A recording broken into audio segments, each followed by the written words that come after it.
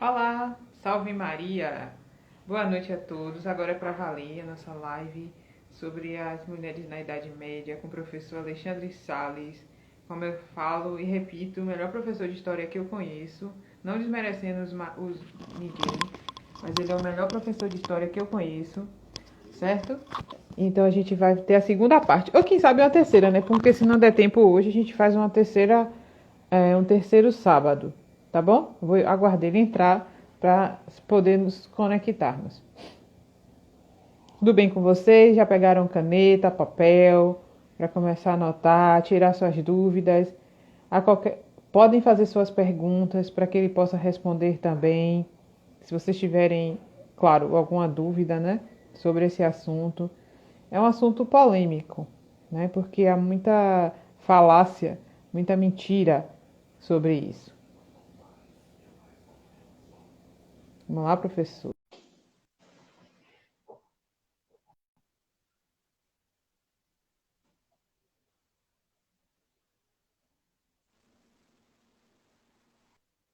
Pronto, Olá, boa professor. noite. Agora é para valer.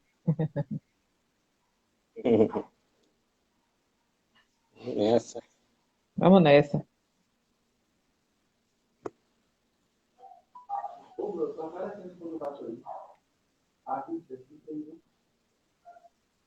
Não tem nada não. Então, de minha parte, eu estou aqui. Ó, Pronto. desejando boa noite a todo mundo. Vamos revisar, né? O que a gente falou semana passada. Você quer nada mais, nada menos do que uma grande aula. Uma resenha que a gente fez, Estamos né? aqui juntos com Nossa Senhora, Nosso Senhor, né? Estamos aqui juntos com Então, eles, caiu você aqui. desse lado e eu daqui.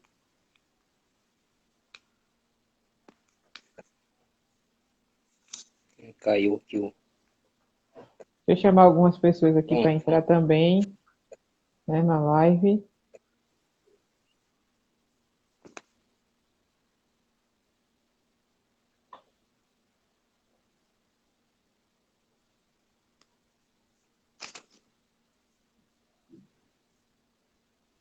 A gente semana passada falou sobre algumas mulheres. Tá me ouvindo, Alexandre? Sim, sim, estou ouvindo, sim. Tá me ouvindo bem? Estou ouvindo bem.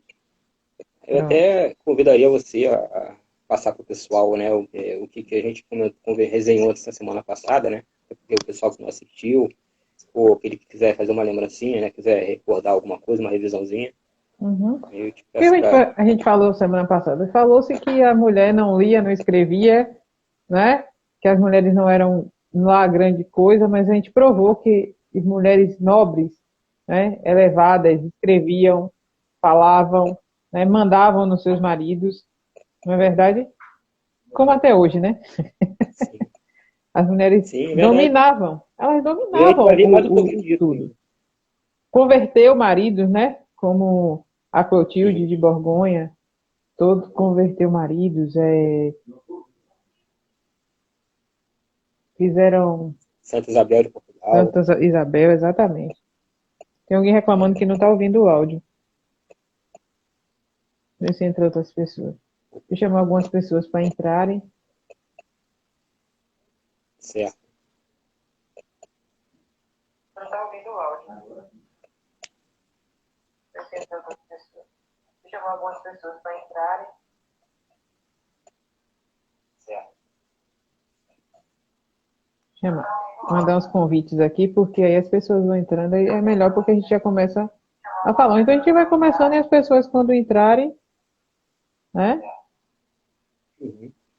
Sim, para mim, Mandar uns como convites você aqui, diz, porque aí as pessoas vão você tá entrando e bom. é melhor porque a gente já começa a falar. Então a gente vai começando e as pessoas quando entrarem, né? É porque eu entrei na minha.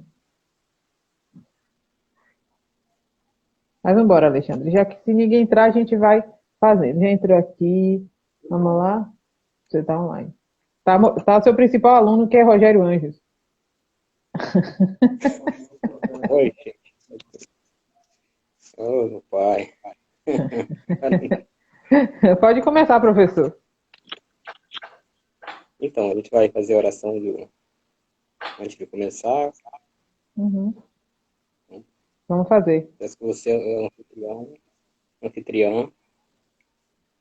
Ah, aqui é o Senhor. Vamos lá. Em nome do Pai, do Filho e do Espírito Santo. Amém. Vamos pedir ao auxílio dos cristãos e a São Tomás de Aquino que nos auxilie, né, através de uma Ave Maria, nesse estudo que a gente vai fazer hoje. Ave Maria, cheia de graça, o Senhor é convosco. Bendita sois vós entre as mulheres, e bendito é o fruto do vosso Bendito ventre, Jesus. Santa Maria, Mãe de Deus, Santa Maria, rogai por nós, pecadores, agora e na hora da nossa morte. Amém. Amém. É auxílio dos cristãos. Rogai por nós. São Tomás de Aquino. Então, rogai por nós. Pronto. Então, pessoal, boa noite. Para quem assistiu, né, na semana passada, a Eva já pontuou algumas coisas que nós falamos, né, na semana passada sobre essa questão da mulher, né, na Idade Média. As mulheres que não leem, se diziam que não liam e não escreviam, e que um historiador, até que é de cunho de esquerda, o Legoff, Jacques Legoff, ele, no final da sua vida, ele contestou isso e, em uma entrevista, ele fez um comentário em contrário. Até citei algumas referências, até acho interessante falar, que na live passada a gente falou, baseado nesse livro aqui, Homens e Mulheres da Idade Média, do próprio Jacques Legoff, além da entrevista dele no jornal La Nation. Também, como a gente falou, alguma coisa de feudalismo, né, na questão das mulheres do feudo, que mandavam, né, das freiras da Normandia, a referência foi esse livro aqui, do Marc Bloch, A Sociedade Feudal. Esse aqui é um clássico, né, para quem vai estudar a Idade Média. Então, hoje, já que a gente já falou dessas mulheres que tinham protagonismo, que liam e escreviam, que eram respeitadas, como dizia André Goff, hoje a gente vai comentar assim, a representação feminina dentro da arte medieval e da literatura medieval. Porque a gente tem diversos elementos de representação feminina na arte medieval, na literatura medieval, confrontando essa ideia de misoginia, porque se há um período de aversão à mulher, obviamente que a mulher vai ser suprimida de tudo quanto for expressão daquela determinada sociedade. Então, não vai ter protagonismo nas artes, na cultura e em nada. Mas o que a gente vê quando a gente analisa os documentos e quando a gente vai fazer uma pesquisa mesmo é uma coisa ao contrário, oposta ao que se diz, principalmente aqui no Brasil. E eu queria começar, já que a gente, na semana passada, a gente falou muito, né, e deu exemplos e nomes e contou algumas histórias de algumas mulheres, né, que foram protagonistas. Hoje eu queria comentar algumas fontes com vocês e mostrar algumas fontes para vocês. E essa aqui, eu não sei se vocês conseguem enxergar legal, se dá para enxergar aí, Eva. Vocês viram. Vou tentar colocar o máximo da tela aqui possível. Aí você me dá o feedback aí, por favor. Se você consegue enxergar legal aí, se dá para ver.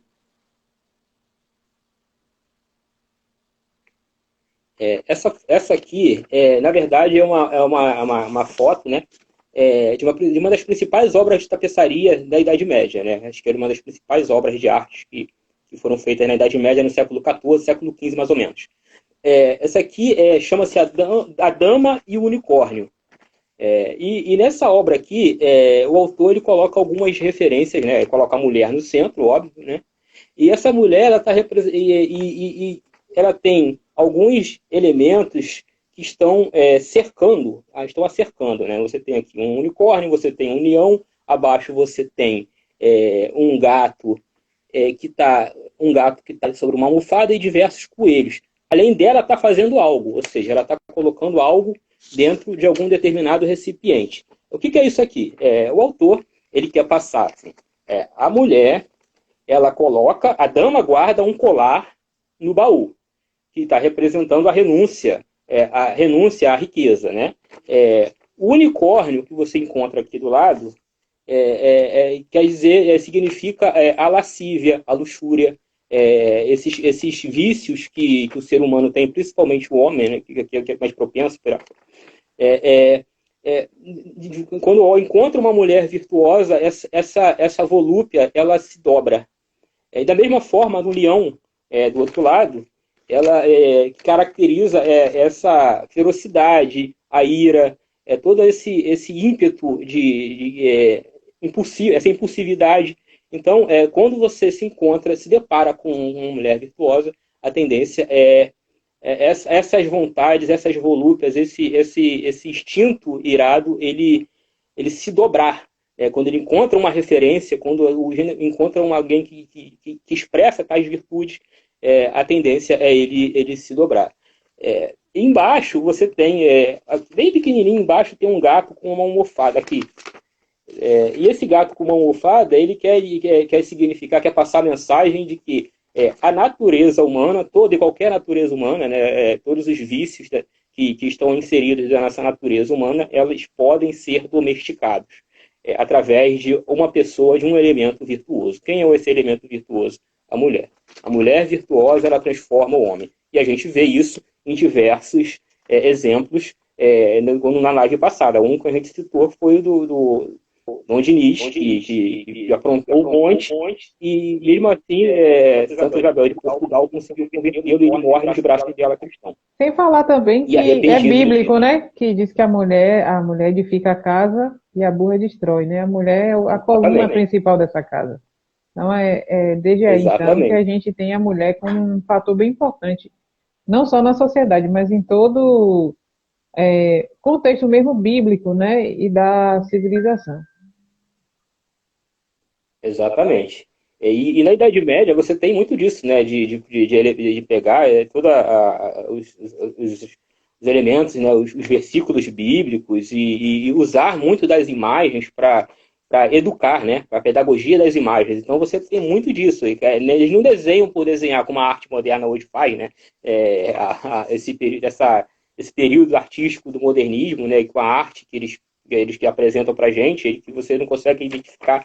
Você tem que ter um olho muito apurado, né, para poder identificar o que eles estão querendo passar. Os artistas medievais, eles sempre vão passar essas mensagens, né, essas mensagens de cunho profundo, filosófico e teológico também, né.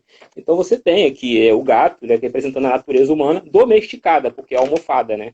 Então, a almofada significa essa parte, né, de domesticar aquilo que é feroz, aquilo que é domesticar os seus vícios.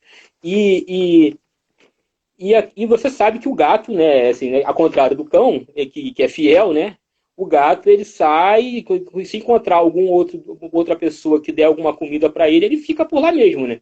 Então é essa representação que na Idade Média passa, né? Por isso que eles colocam essa figura do gato, que o gato ele é domesticado, representando a natureza humana, né, o vício, né, o ciclo vicioso do ser humano.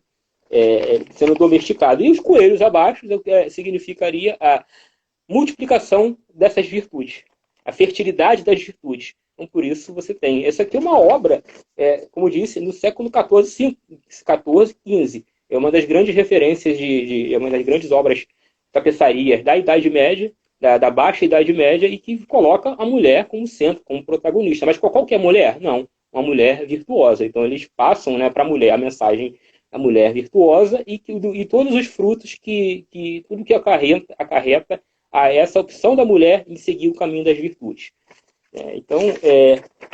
E aí é a mensagem principal, né? Que o poder do amor subjuga a natureza humana. Mas é um amor qualquer, o amor como a gente considera hoje? Não, não é esse amor, né? É um outro tipo de amor, o amor virtuoso, hétero, etc. E aí a gente tem uma outra coisa, né? A gente sabe que na Idade Média, o modelo de educação, na pedagogia medieval, assim, para você educar as crianças, a base era aquelas 7 artes liberais, né? Retórica, a aritmética, filosofia, música, gramática, astronomia, etc. E eles fizeram, né, os medievais, eles fazem porque tudo deles, eles sempre procuram buscar a imagem como pedagogia, como eu disse anteriormente, e eles vão tratar de representar cada disciplina, essas 7 artes liberais, cada disciplina ensinada nas escolas, que é o trivium e os quadrivium no período das universidades, eles vão retratar cada uma com a imagem de uma mulher. Essa mulher que é desprezada na Idade Média, ela aparece em diversas imagens, em diversas representações, né? Da justiça aparece a mulher, a imagem da mulher. Do belo aparece a mulher. Nas matérias, nas disciplinas que se ensinam, né, a filosofia, a gramática, aqui provavelmente vocês não vão conseguir enxergar, né? Mas a gente tem alguns elementos aqui das disciplinas, astronomia, música, gramática, aí da parte da filosofia, com todas as suas subdivisões, retórica, lógica, e eles vão colocar sempre com a representação feminina. Mostrando também, novamente, que... Perdão se está caindo toda hora aqui, tentando prender aqui. Mostrando novamente que nessa Idade Média masculina, ou supostamente masculina, a mulher tinha vez e voz, era sempre representada pelo... sempre alguma representação virtuosa de belo, de justo, de todos os elementos de virtudes e das disciplinas, eles sempre vão colocar a mulher. Um terceiro elemento, aí já na literatura medieval, você tem essa imagem aqui. Essa imagem é de Beatriz introduzindo Dante Alighieri ao paraíso. Aí, assim, essa imagem é a da Divina Comédia, da obra de Dante Alighieri, que é uma obra medieval, foi composta no século XIV pelo poeta Dante, e ele faz uma analogia, né, até muita gente diz que é meio esotérica, né, mas essa analogia, ele coloca o poeta Virgílio, né, que aparece para ele e vai fazê-lo com que ele conheça o inferno. Então, o Virgílio acompanha Dante no inferno e nas suas camadas do inferno, né, nas 9 camadas do inferno, depois acompanha até o purgatório, mas quando chega na hora de conhecer o céu, na hora dele ser entronizado do paraíso, aí Virgílio se afasta e quem vai entronizar Dante dentro do paraíso é Beatriz, é uma figura feminina. Quem é Beatriz? Quem é essa Beatriz? É a Beatriz Portinari, uma mulher que Dante só viu uma vez e se apaixonou por ela. Então colocou nela todos os elementos de virtude de uma mulher, uma pessoa virtuosa, todos os elementos de alguém que deve e que queira entrar no reino dos céus em Beatriz, a sua amada.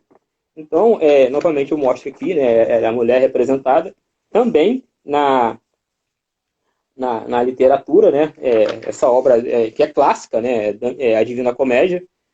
Quem não leu, eu recomendo que leia, aconselho que leia para poder entender mais ou menos, saber que, pelo menos, né, que na Idade Média você tinha pessoas que liam, escreviam, que muita obra, né, que a gente não conhece, ela que foi feita, né, que foi escrita na Idade Média. Aí ainda tem as representações nas cantigas, né? As cantigas de Santa Maria, que foram compostas na Espanha no século XIII, mais ou menos, que quer dizer que são basicamente uma faixa aí de 400 a 420 louvores que foram feitos à Nossa Senhora. E aí atribui-se a Nossa Senhora e uma mulher que quer seguir os passos de Nossa Senhora, todos aqueles elementos, aquelas virtudes de bondade, de justiça, de castidade, e tudo isso, eles são incorporados ali como um atributo de mulher virtuosa e de mulher bela. Então, eu não tenho aqui nenhuma dessas cantigas para poder passar, né? Bom seria que ouvíssemos, né? Cantássemos, né? Mas a gente eu não tenho esses... eu não consegui imprimir para poder pelo menos ler um verso para vocês, né? Pelo menos das cantigas, não. Aí chama a atenção o louvor 140 da Virgem Maria, dessas cantigas de Santa Maria. Ele vai falar de bondade, de verdade, de justiça, que são as virtudes com representações femininas. Como eu disse, adjetivos e virtudes são sempre, ou quase sempre, representadas com figuras femininas. E o feio? Como é que eles representavam o feio? Na maioria das vezes era um demônio ou era um homem mesmo, né? Hoje o feio é o bonito, né? É que a gente vê que você toma cada susto Exatamente, que né? Hoje em ainda não dia é é lindo isso, não, completamente. gente. Isso é feio, horrível. Mas o povo agora, o feio é o bonito, né? Infelizmente. Assim, eu não gosto mesmo de Exatamente. arte moderna. Eu acho uma coisa meio que sem sentido, entendeu? Eu não gosto. Eu prefiro ver quadros antigos.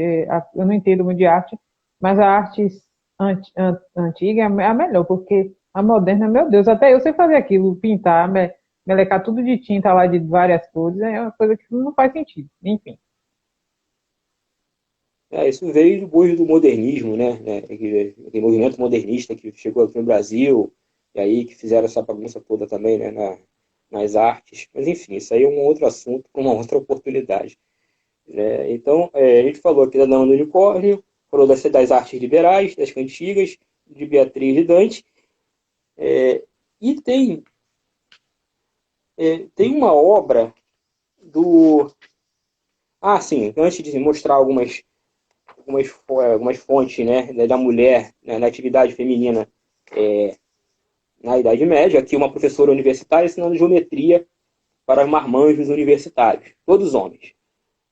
Vocês conseguem ver aí? Tá dando para ver direitinho?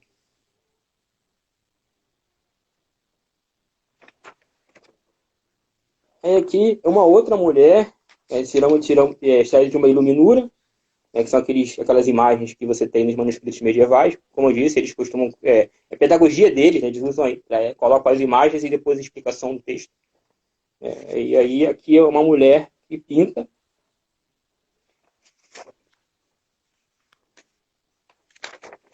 Aqui, aí já depara aqui com os padrões de beleza, né? Porque pelo que eu entendi aqui, a mulher está se maquiando, né?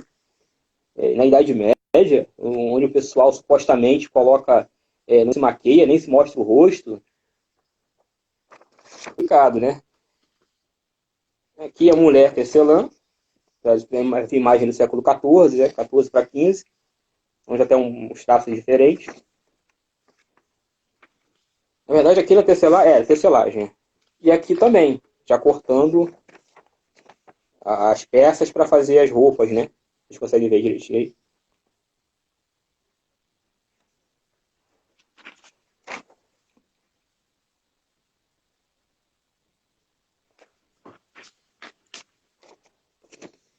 Mulher escultora, esculpindo uma imagem, e por aí vai. A gente tem que falar de uma obra também que da literatura medieval, que é de um camarada que eu não gosto muito, mas a gente vai ter que falar porque o assunto eles pedem, né? O nome do, autor, do camarada é Giovanni Boccaccio. Ele escreveu o Decameron e umas outras obras aí. O Boccaccio ele escreveu uma obra chamada De Mulieribus Claris. Ele começou a escrever mais ou menos em 1361 ou 1362, no século XIV. O que é essa obra? Essa obra está falando sobre as mulheres famosas. A tradução, né, sobre a Mulheres Clares, sobre as mulheres famosas, de Giovanni Boccaccio. Então ele vai fazer uma biografia de mulheres mitológicas, né, e renomadas e que tiveram e que têm, né, importância histórica. Então ele vai pegar lá desde a antiguidade até a época dele e vai relatar ali e vai contar a história de um monte dessas mulheres que possuem relevância. E aí ele publica esse tratado em 1374. Ele morreu em 1375. Isso mesmo, ele morreu em 1374. E na biografia desse livro, ele dizia, né, que ele dedicou essa obra a uma condessa, né, napolitana, que é chamada Andrea Ascioli. Andrea Ascioli, acho que é isso o nome dela. Mas ele tinha pensado também em dedicar essa obra a Joana I, que era a rainha de Nápoles, porque na Itália, na Península Itálica, cada cidade ali era independente, então elas tinham lá eles tinham um monarca, alguém que comandava aquela região ali, né, que reinava ali. Então, Joana de Nápoles era a principal pessoa que ele, Giovanni Boccaccio, iria dedicar essa obra, né, sobre as mulheres famosas. Mas aí ele viu que ele olhou o que ele tinha escrito, olhou a obra dele e ele se sentiu pequeno, né? Ele olhou que aquela obra era insignificante para presentear uma mulher tão importante como Joana I de Nápoles. Então ele acabou desistindo e não presenteou a rainha com a sua obra. Dedicou apenas na biografia a condessa napolitana, Andrea Saioli, e ponto. E esse livro também vai acarretar uma outra importância, porque ele inspira uma escritora medieval chamada Christine de Pizan, que a gente comentou na semana passada, né, que escreveu aquele livro, o Livro da Cidade das Damas, ou o Livro da Cidade das Senhoras, que é um livro-resposta, né, a um poeta francês que escreveu lá o Romance da Rosa e falou algumas coisas lá a respeito da mulher, que até serve como base, como documentação para muita gente que acredita que a Idade Média foi um período de misoginia. Então eles citam o Romance da Rosa para poder fazer esses comentários, né? Então, a partir depois dessa questão de analisar o Romance da Rosa, não, perdão, sobre as mulheres famosas de Giovanni Boccaccio, a gente entra numa outra questão dentro da cultura medieval que diz respeito ao chamado amor cortês. Já ouviu falar do amor cortês, Eva? Já chegou a ouvir falar esse termo? O fine amor, cortesia, amor cortês, Sim, várias vezes. Bom, aí ocorreu no século XII, XIII, mais ou menos, né? O amor cortês, na verdade, assim, é porque esse mundo gótico, que é um mundo dessa época, século XII, XIII, ele é um mundo que é repleto dos cavaleiros, né? Que o ápice, né, do cavaleirismo, né? Ele começa a surgir, até meio por conta das cruzadas que vai se aproximando. Então, esse mundo, ele é o mundo dos cavaleiros, da cortesia e do romance. E essa ideia aí de amor e submissão de um homem, né? Ou de um guerreiro, ou de um soldado, de um cavaleiro ou uma mulher, era completamente desconhecido no mundo antigo. Você não vai encontrar isso na sociedade do mundo grego. Você não encontra isso. Você não encontra isso na sociedade romana, dentro do Império Romano, você não encontra isso, porque nesse ambiente greco-romano, nesse mundo clássico, a ideia ali de amor perfeito, na verdade, é o amor, é o chamado filias, né? O amor de homem para um homem, um sentimento que nutre de um homem para o homem. Então, essa ideia de amor hétero, nessas relações de masculino e feminino, elas vão mudar nessa época aqui, no século XII, do século XII, da Baixa Idade Média. E aí eu falo, abro um parênteses para falar de uma outra coisa também. Essa ideia de que a gente tinha até pouco tempo, né, que estava presente na nossa cultura contemporânea, de tirar o chapéu para cumprimentar uma dama, ou simplesmente de afastar a cadeira, né, para poder ela sentar, tá numa mesa, vai chegando uma senhora, uma mulher, uma dama, uma jovem, uma figura feminina, aí o cara levanta, puxa a cadeira para ela sentar. Essa ideia de alugar a moça, a senhora, a mulher, dentro das condições, isso aí são gestos cavalheirísticos que se acabaram, né, praticamente, principalmente na década de 60 para cá. E se acabou por quê? Graças à revolução sexual, graças ao querido e amado feminismo, que colocou a mulher no mesmo tom de igualdade do homem. Então, vocês mulheres devem agradecer a elas, as feministas, e essa revolução sexual dos anos 60, aquela cultura do faça amor, não faça guerra, que acabou com toda essa cultura que veio justamente do século XII, né? Essa cultura de você cortejar a dama, de você agradar, de você fazer um ato de uma gentileza para a dama, né? Então ela vai surgindo, ela surgiu ali, na Baixa Idade Média, e infelizmente ela vai se declinando cada vez mais, né? Isso já praticamente acabou, graças à ascensão do feminismo e à revolução sexual. O que acontece, voltando aqui ao nosso assunto, sobre esse período da cortesia, né, o que acontece dentro desse período é que há uma total submissão daquele camarada que se sentia namorado à sua dama. Então ele se submete aos caprichos dessa dama. O enamorado, ele vai render uma relação de vassalagem, né, usando os termos da Idade Média, né? Então ele vai ser um vassalo da dama. Ele vai ser praticamente um servo da dama. Ele se rende aos caprichos dela.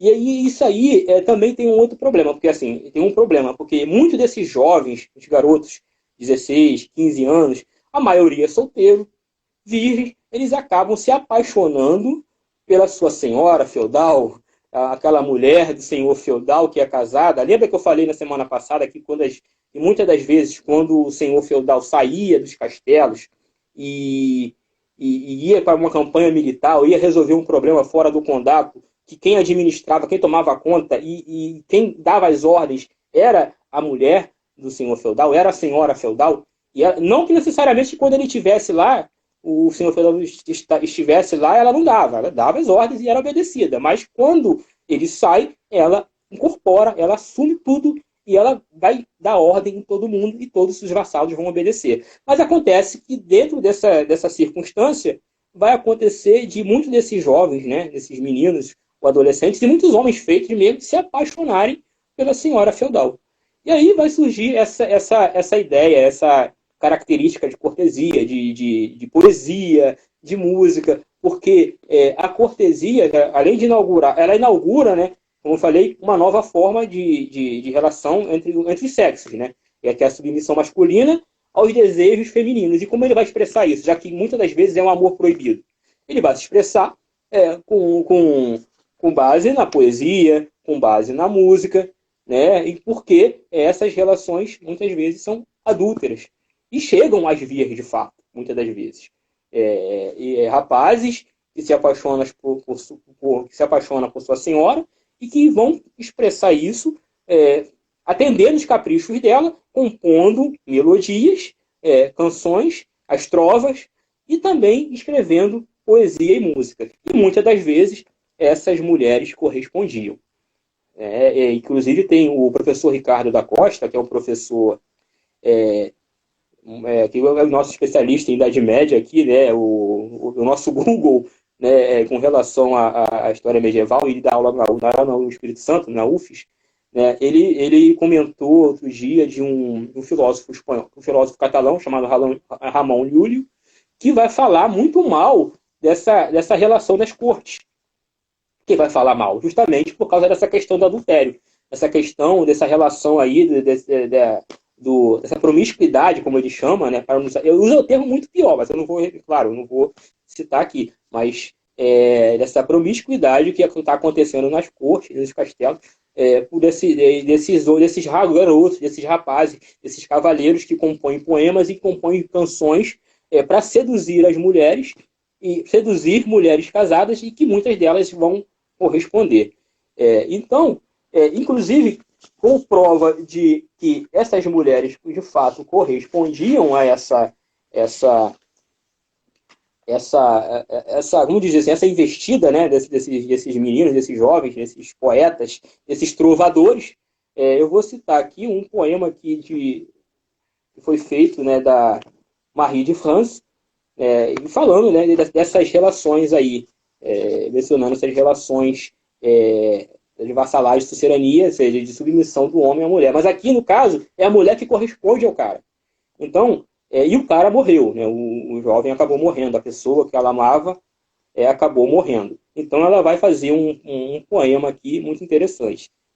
Abre aspas. Ela diz o seguinte: no lugar em que estais, alguém vos amou muito durante o verão claro e o inverno sombrio?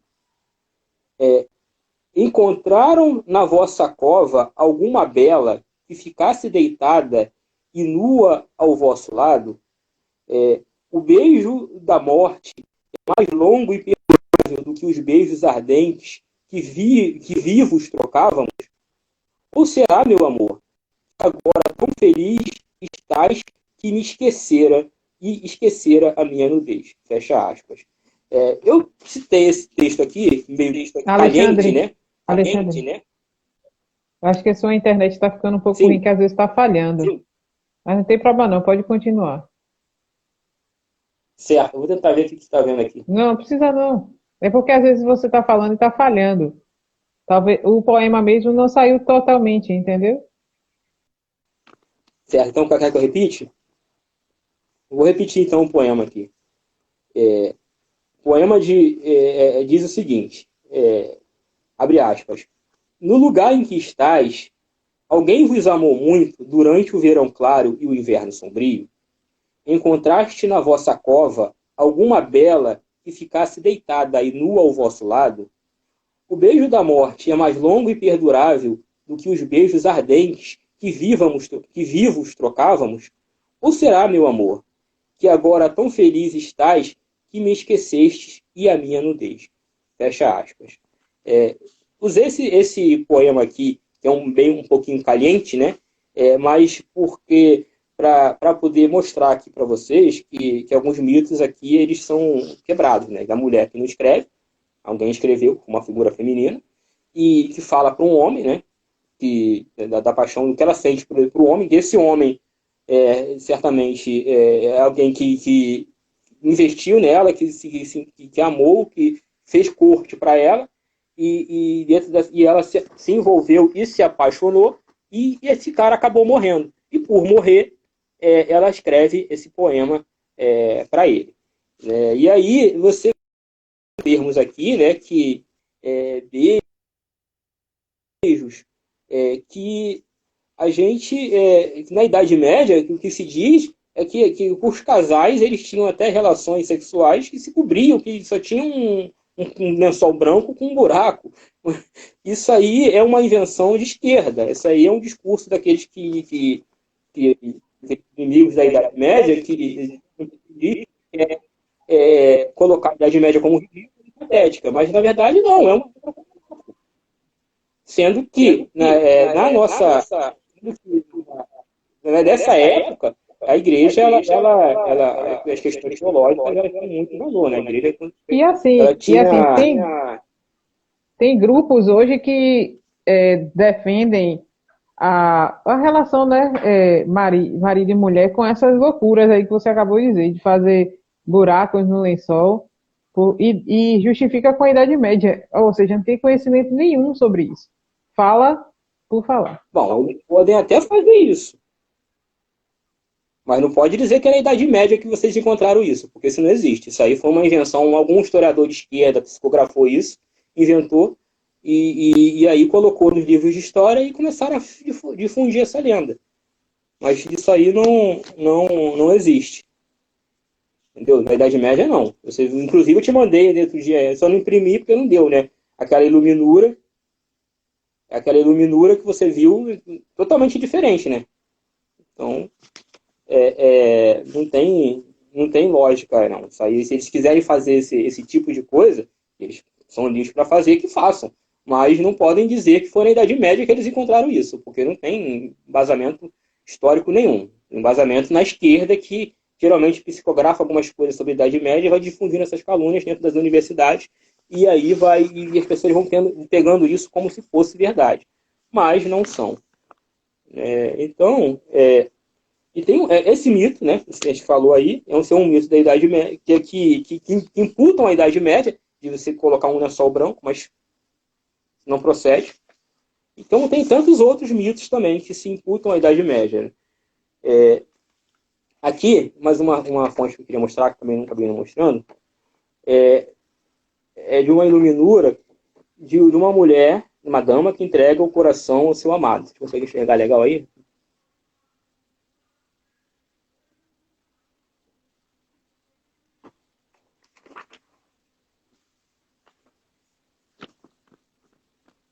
Então, para fechar essa parte dessa questão do amor cortês, né, você vê que né, dentro desse período aí, dessas circunstâncias, é a mulher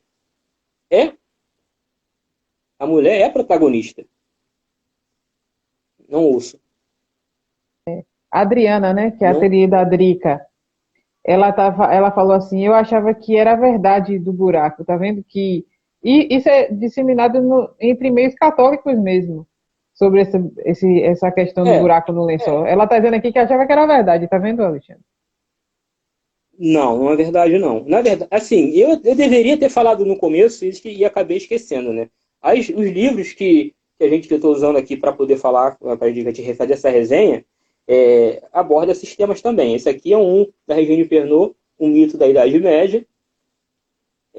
Regina Pernod, que a gente está se embasando para poder falar aqui. Essa daqui é A Vida dos Castelos Medievais, inclusive que tem a imagem do último coisa que eu mostrei agora para vocês, né? E fala aquela questão que eu falei, comentei, né? Da mulher ser referência, ela mandar nos castelos quando o marido sai e eles obedecerem. Essa é do professor Ricardo, né, Impressões da Idade Média. E esse aqui, que é o Dicionário Analítico do Ocidente Medieval. São 2 volumes, e aí vai abordar de diversos temas. Você não acha aqui nada falando dessa questão aí do buraco, né, do lençol branco, do buraco. Não tem. Porque não tem, e eles não vão dizer que é mentira, mas também não abordam no dicionário. Não é verdade, a gente não encontra isso em iluminura nenhuma, mas vamos dar continuidade. Inclusive, não é verdade que agora o próximo tema da questão que a gente vai falar aqui, o próximo tópico que a gente vai falar é da questão da prostituição na Idade Média. Porque teve, e teve muito. Né?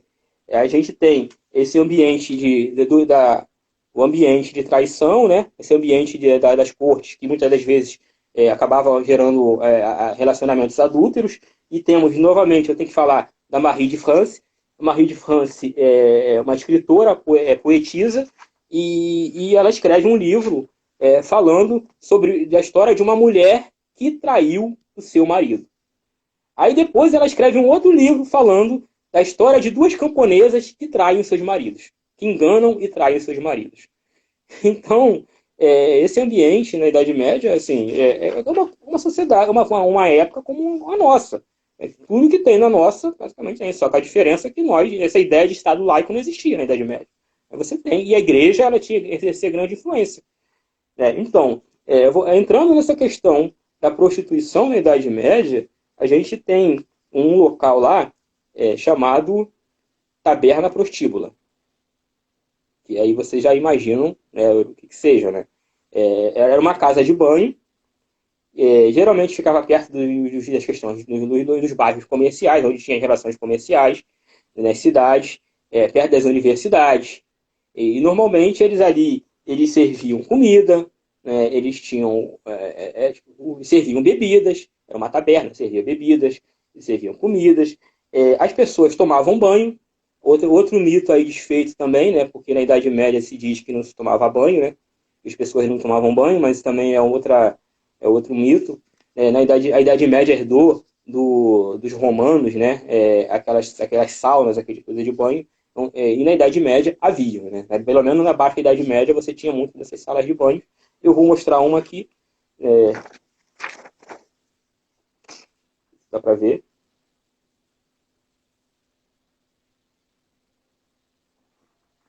Vocês conseguem ver aí. Aí tem alguns elementos aqui nessa casa de banho. Isso aqui é a ilustração de uma casa de banho pública. Aí está serviço de banho. As pessoas entravam lá, tomavam banho, iam para a sauna, tomavam banho. Alimentação, se alimentavam lá, né? Logicamente que pago. Bebida, bebia. E prostituição são oferecidas. Tudo no mesmo ambiente. Por isso você vai encontrar aqui um casal se banhando aqui na frente. Casal se banhando.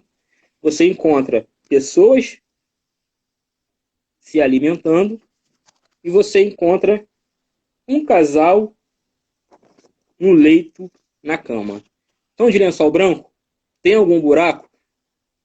Não. Isso aqui é um ato de prostituição. Tem buraco nenhum aí.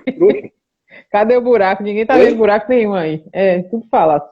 Você tá vendo aqui a mulher com os seios de fora e o cara deitado na cama. Aqui, aqui tá tomando banho, né? Mas aqui, acho que aqui. Aqui que tá casal na cama. Então aqui você desmistifica 2 mitos, né? O mito de que a mulher, que na Idade Média não se tomava banho, né? E até justificam a peste negra que vem depois com isso, né? Essa mentira. E também desmistifica essa ideia de que das relações sexuais entre os casais, do pano branco, do buraco, isso aí não procede. E o Inocêncio III, o Papa, aí entra a terceira parte do que o De Goff falou na entrevista dele, né, que eu li na primeira, na live passada, né? Nessa Idade Média masculina, a mulher era respeitada, as prostitutas eram bem tratadas e tinham mulheres que liam e escreviam, né? Ele falou. Então a gente mencionou as mulheres respeitadas, as mulheres que liam e escreviam, e não falou da questão das prostitutas, justamente porque a gente tinha que de propósito para poder entrar nessa questão aí de adultério, de cortesia, adultério, dessa parte do sexo aí que o pessoal esquerdistas inventaram aí. E o Inocêncio III, o Papa, ele emitiu uma bula, e eu não consegui identificar qual é. Pesquisei muito para saber qual é o nome da bula, mas não consegui achar. E a Pernod, no livro dela, aqui, Mito da Idade Média, ela fala dessa bula, e o Legoff também chega a comentar no livro dele, que o Papa Inocêncio III emitiu uma bula que concedia indulgência plenária para as pessoas, para os homens que tirassem essas prostitutas dessa vida, né? Então, um cara que se casasse com uma prostituta, que se desposasse numa prostituta, ele recebia indulgência plenária. Então, que prova, né, por A mais B, que dentro dessa questão da mulher, as prostitutas também eram bem tratadas, elas não eram tratadas ao releixo. É claro que você vai ter um ou outro comentário, você vai ter gente falando, pregando contra a prostituição, é óbvio que vai, mas não quer dizer que por causa de um pregador, 6 pregadores, ou 7 pregações contra o ato da prostituição, que significa que você odeia a prostituta e odeia a mulher. Então eu vou até citar um aqui, um pregador chamado Guilherme de Avergue. Ele diz assim, assim são as mulheres. Aí vai falar aqui de termos sui generis, ele não vai falar das prostitutas, ele vai falando da mulher do tempo dele, da mulher da época dele, século XII, século XIII. Ele vai falar, assim são as mulheres de nosso tempo, orgulhosas de seu corpo, ornando-os da cabeça aos pés, usando de todos os artifícios, óleos, perfumes, ornamentos lascivos, capazes de induzir em tentação os homens que passam exibindo seus longos cabelos sem o véu.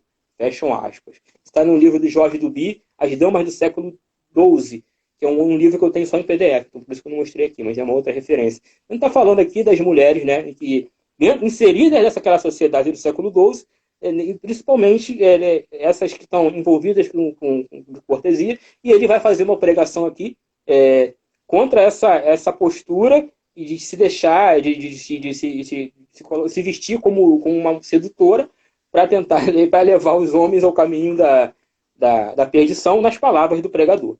Então, você vê aqui como ele descreve as mulheres, que é uma visão totalmente diferente do que é passada para a gente hoje aqui no Brasil.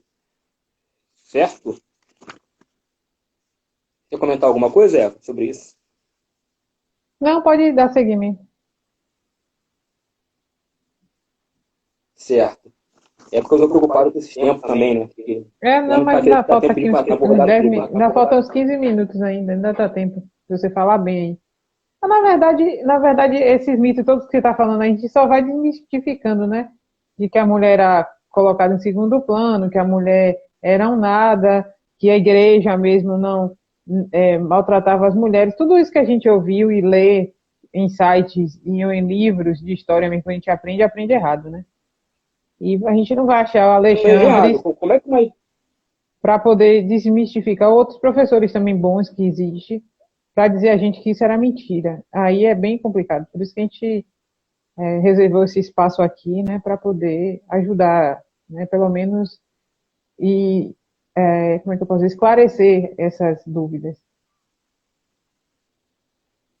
Sim, assim, como é que a pergunta que se faz, o próprio Legoff, que é um historiador revolucionário, ele não é um historiador, muito tempo ele era marxista, revolucionário, né? Ele diz na entrevista que ele deu à Nação que essa ideia se acaba com o simples fato da igreja estar canonizando mulheres. O simples fato de cultuar a Virgem Maria. Como é que eles, a igreja, que é uma instituição misógina, ela cultua santos, colocam mulheres como doutoras da igreja e elevam a uma das principais modelos de todos os cristãos, uma mulher, Nossa Senhora. E ainda por cima, ainda cria, ainda faz catedrais em honra à Virgem Maria que mulheres financiam, como eu falei na semana passada de Branca de Castela, né, que financiou a Catedral de Chartres, no portal do Pórtico Norte, que tem um monte de imagem, um monte de figuras femininas, e uma lá que coloca a figura de uma mulher, e ainda tem discussão até hoje se essa figura aí se é Nossa Senhora, ou se representa, né, se é a representação da virtude, né, dessa qualidade, da virtude, ou se é Beatriz de Dante Alighieri. Seja qual for a conclusão que esses estudiosos cheguem, o fato é que a foto ali é uma figura feminina da Idade Média.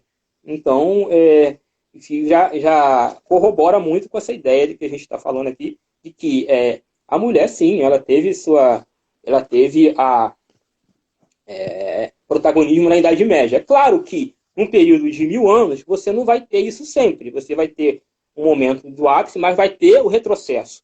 E de fato, aconteceu o retrocesso. E por conta desse retrocesso, é que os historiadores que vão se debruçar sobre o tema, eles vão falar de diversas situações e vão usar diversas fontes misóginas mesmo, da Idade Média, feita por autores medievais, para poder corroborar sua tese de que a Idade Média é um período de misoginia e que a mulher foi relegada.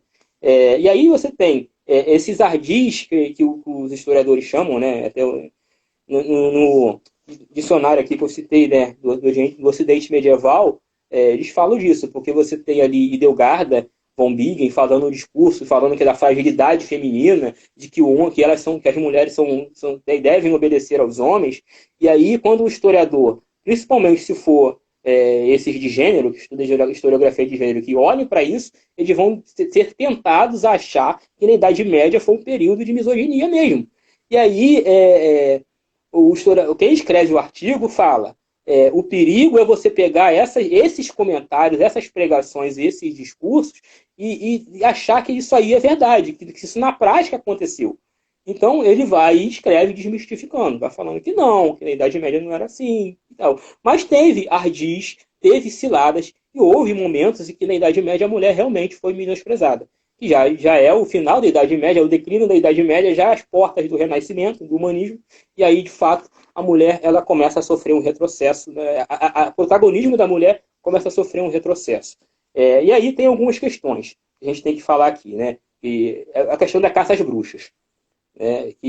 Essa questão das caças às bruxas, que o pessoal muito usa, né, do martelo maleficaro, para poder acusar a igreja de queimar mulheres, de queimar bruxas, isso aí, esse livro, ele foi colocado no índex. Então, já tem um problema, né? Ele não era aprovado pela igreja. E o segundo problema, essa questão de caça às bruxas ocorreu principalmente em países protestantes, na maioria, e no período do Renascimento. Então, já não é a Idade Média. Então, não que na Idade Média não tivesse essas questões, você estava se discutindo. Por exemplo, o decreto de Carlos Magno, século 8, 9, ele proibia cristãos de se queimar bruxas, da alta Idade Média. Aí teve um concílio que aconteceu em Frankfurt, convocado pelo próprio Carlos Magno, que também foi muito incisivo, ele foi explícito lá em acabar com essa perseguição, né, de acabar com essa ideia de perseguir, de bruxaria, que eles entendiam como superstição, e diziam que o cristão que se ousasse a queimar bruxas, as supostas bruxas, seria condenado à morte. Outra proibição foi por Gregório VII, no século XI, no ano de 1080, também proibiu.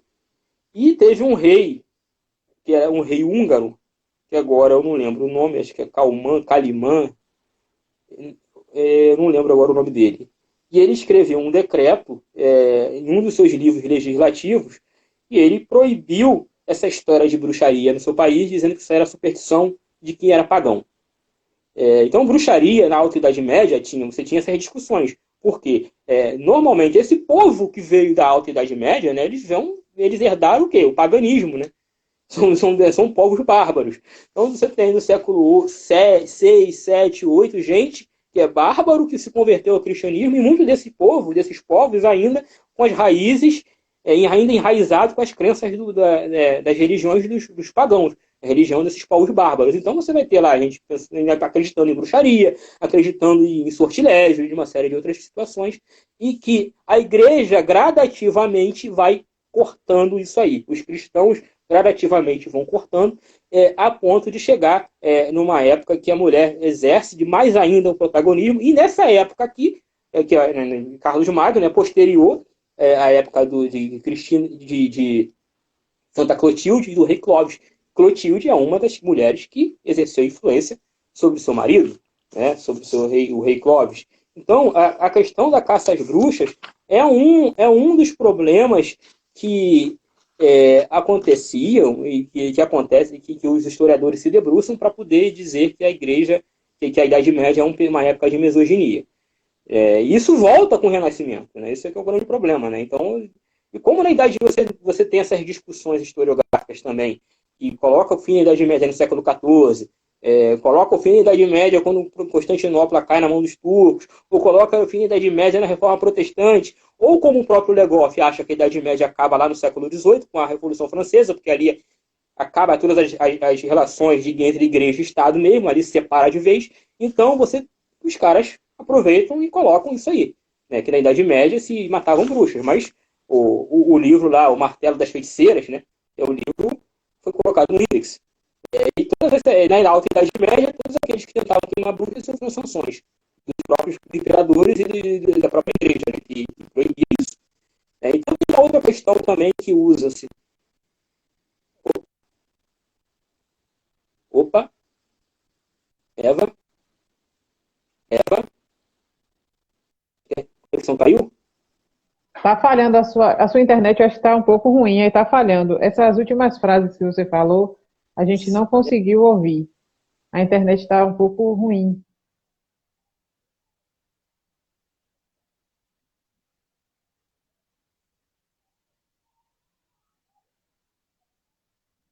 Agora deu uma parada.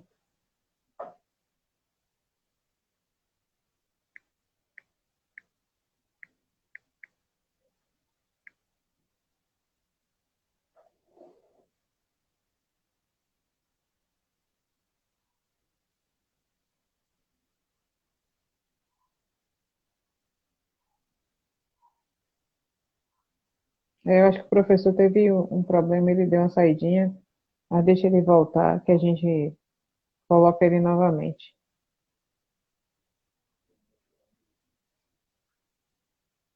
Acho que a internet dele deu problema. Uhum.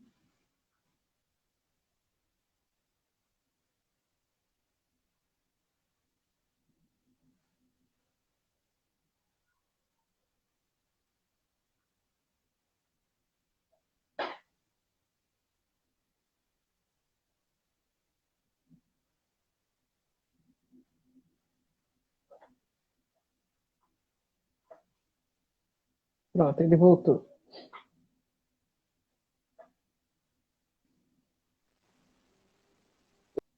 Oi, Pronto, caiu? professor. Caiu a internet. É.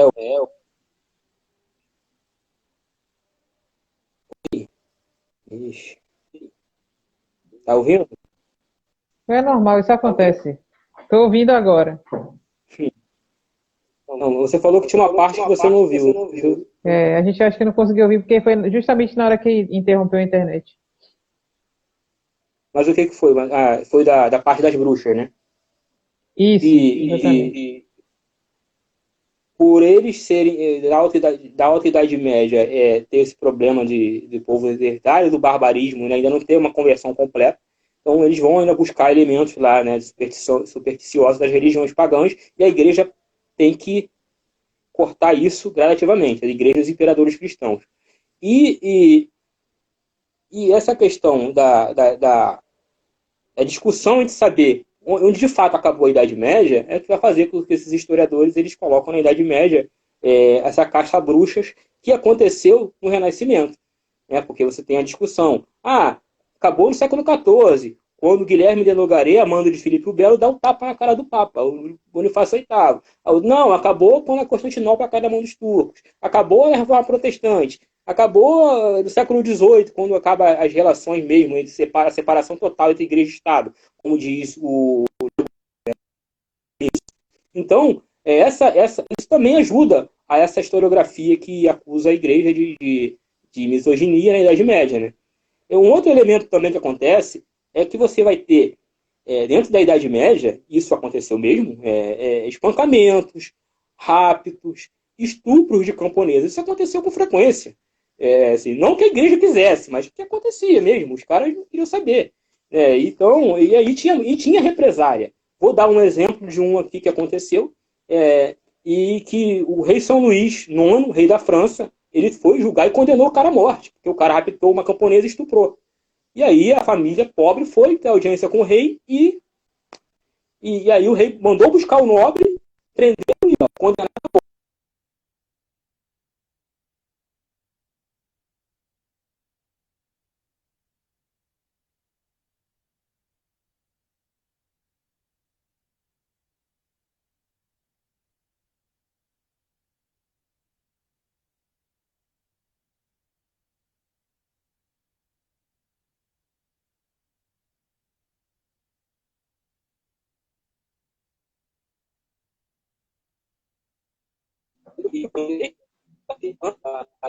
Alexandre, Alexandre, a sua internet está,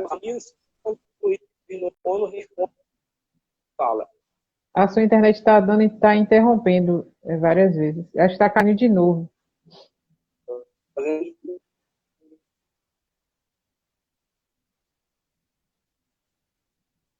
Caiu novamente. Hum.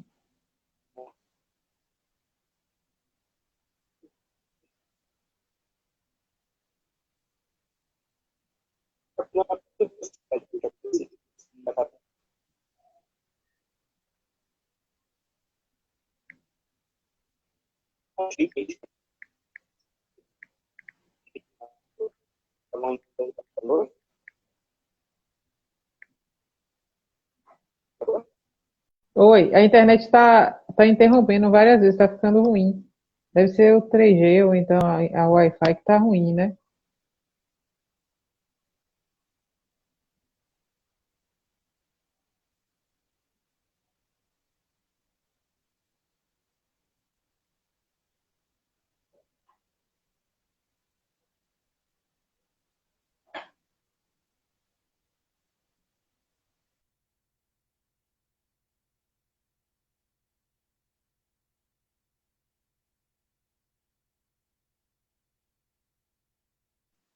A internet do Alexandre está ruim.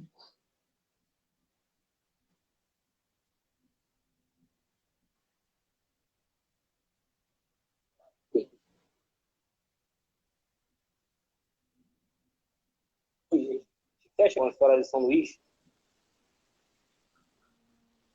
São Luís, ele condena o cara à morte e a família renascer para a Santa. Morte de Nosso Senhor, pelo amor de Nosso Senhor, não mate. Pelo amor de Nosso Senhor, não mate. Fala. Ó, de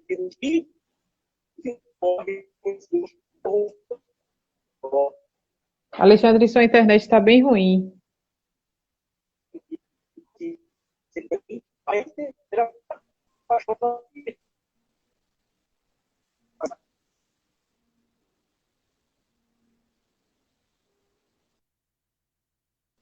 Vai ter que terminar mesmo. A gente finaliza com esse ponto, né? E a gente vai fazer na próxima semana, né? Que a gente já tinha mesmo dito que não iria dar tempo, né? Aí a gente faz na próxima semana. Se o Com... pessoal não enjoar de viver, Não, vai não. Eles estão gostando, eu tenho certeza disso, absoluta. Entendeu? Ele, então, agora assim, primeiro aqui, só fechar essa do São Luís aqui, que ele fala assim, morreu inocente, morre um culpado. Então, trago ele aqui, vai para fora.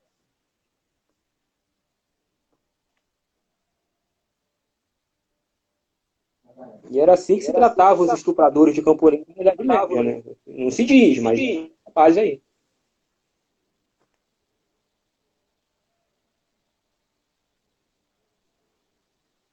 Alexandre, tá me ouvindo? Sim, sim. Pronto. Vamos lá. Vamos encerrar hoje, né? Com São Luís aí, né? Que o rei. E a gente volta na semana que vem, né? E termina, não tem problema nenhum. A live é algo que a gente faz e a gente vai fazendo e deixando aqui gravado para as pessoas que nem conseguiram assistir essa nossa, assistirem de volta, né? E assim é muito Uhum. bom saber que você tem disponibilidade para também estar todo sábado passando isso para a gente, né? Porque você sabe que eu tô aprendendo a gostar de história depois de você e de Rogério, né? Os dois me ensinaram a gostar de história, né? Porque até então eu não gostava. Mas é tão interessante que você prende realmente a atenção. A gente passou mais de uma hora aqui, a gente nem viu, entendeu? Então, Eu vi, eu achei que a tava falando, Adriana está falando, dizendo que falando. gostou demais. Eu prendi até meu afilhado aqui, o Paulo, também estava assistindo, né? Outras pessoas assistindo. Rogério, você sabe que é seu fã, né? Não é nem precisa dizer. Ama as suas Eu que aulas. sou fã dele, o Gente, cara sabe pra caramba aí, tá respondendo o jogo. sabe? Se você dizer isso, ele vai dizer que não sabe, não. Mas enfim, eu acho também que ele sabe Não muito. sabe não, né? Mas ele é muito tímido, ele não Sabe, eu consegue. não sei o que eu tô falando. Então vamos rezar, né? Encerrar com a Ave Maria, pedir a Nossa Senhora que nos auxilie novamente para na próxima semana estarmos aqui, né? Nos dando vida e saúde, né? Que é isso, hoje é uma questão bem, não é como é que se diz, pertinente, né? Nesse tempo que a gente está de pandemia. Vamos lá? É verdade, é verdade. Em nome do Pai, do Filho e do Espírito Santo. Amém. Ave Maria, cheia de graça, o Senhor é convosco. Bendita sois vós entre as mulheres, e bendito é o fruto do vosso ventre, Jesus. Santa Maria, Mãe de Santa Deus, Maria, rogai por nós, vai por nós, pecadores, agora e na hora da nossa agora, morte. Amém. Então vamos para Amém. sábado Muito que vem obrigado. para terceira ou então quarta parte. A gente vai ficar aqui ouvindo você o quanto você puder, o quanto você quiser. A gente vai estar aqui ouvindo você, a gente vai convidar você para fazer sobre outros temas também, porque a gente sabe que vamos explorar meu Google, né? Que eu chamo você de meu Google. Vamos explorar esse Google quanto a gente puder, vai deixar aqui gravado, né? Para você botar no seu canal do YouTube e assim a gente se vai, tá bom? Tá bom. Boa noite, Boa noite salve aí. Maria. Nada, um Salve santo Maria. domingo. Gente, muito obrigado pela Amém. presença de vocês, viu? A gente espera vocês na próxima semana. Salve Maria. Tchau, tchau.